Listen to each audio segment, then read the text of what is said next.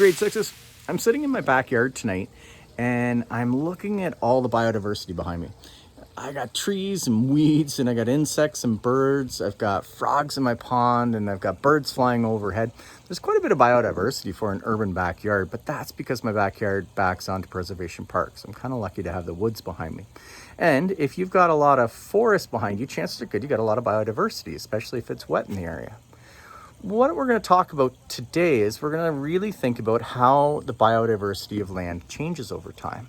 So whether you think of a piece of land like John McCrae, or whether you think of a piece of land like your home or a cottage or an aunt's farm up north, you can think about the biodiversity of that land and how it's changed over time.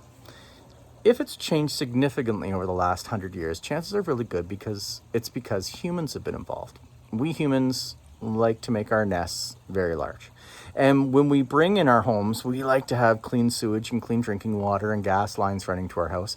We like to have electricity and lawns full of flat grass, and we like to get rid of weeds, and we like to chemically change things and cut down trees and drain swamps and destroy the forests. And all of that's going to change the biodiversity of an area.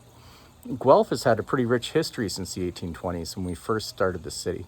It used to be all old growth forest, but then initially farmers came in and they wanted to farm, so they cut down all the trees, and that changed the biodiversity.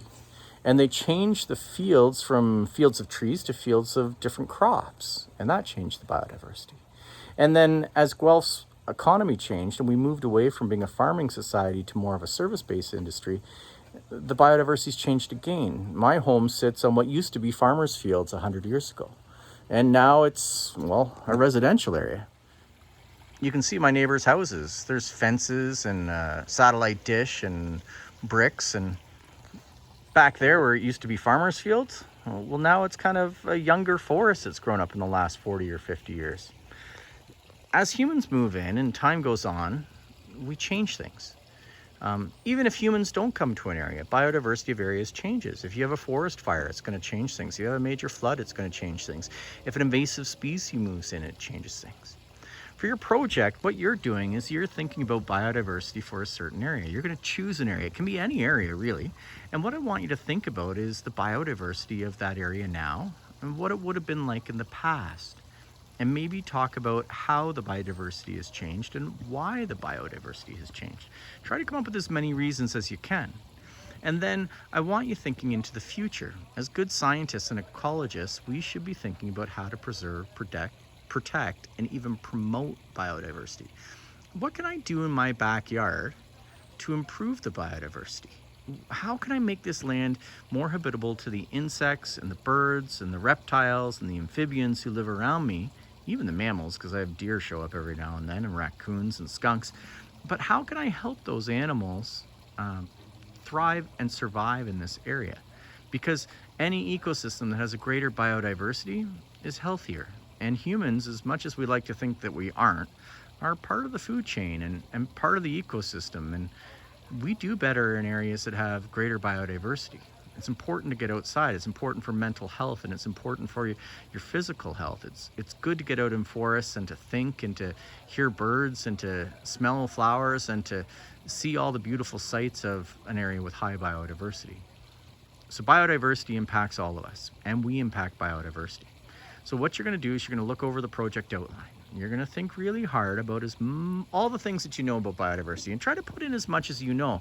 Remember, as teachers, when we assess you, we have to figure out how well you've understood a concept. And while it's tempting to rush answers just to get the work done, sometimes when we rush answers, we don't explain all the things that we know. And as teachers, when we read your answers or listen to your answers or look at what you've done, we have to mark what you've produced. And if you've rushed your answers, you've only put down the bare minimum, you haven't explained how or why, you haven't given examples, then we have to say, I don't think this kid really understands it that well. So when I say, how has the biodiversity of your ecosystem changed over the last, let's say 50 years or 100 years? You could say, it's changed a lot.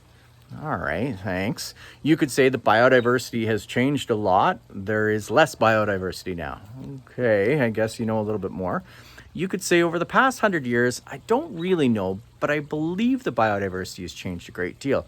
If this area was once old growth forest, then it would have had a lot more biodiversity, more birds such as blue jays and falcons and bald eagles, more mammals such as fox and moose and deer, and more reptiles, more turtles and snakes. Yeah, there would have been a lot of snakes.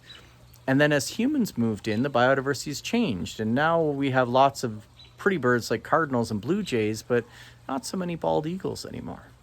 If I ask you, why has the biodiversity changed? You could say, well, because humans are bad. Or because humans came in and wrecked everything. Or maybe you could say, because as humans, we need homes too. And sometimes when we make decisions on what's best for the environment, we trump those decisions on with what's best for my money. And we make decisions based on what's cheapest and what's most cost effective, as opposed to what's most sustainable and what will preserve and protect the biodiversity of this area for my grandchildren. All right, so hopefully that helps you out a little bit with this project. If you have any questions, make sure you email your teacher. We're here to help you, and hopefully the last couple weeks of school are pretty exciting. Take care, grade sixes.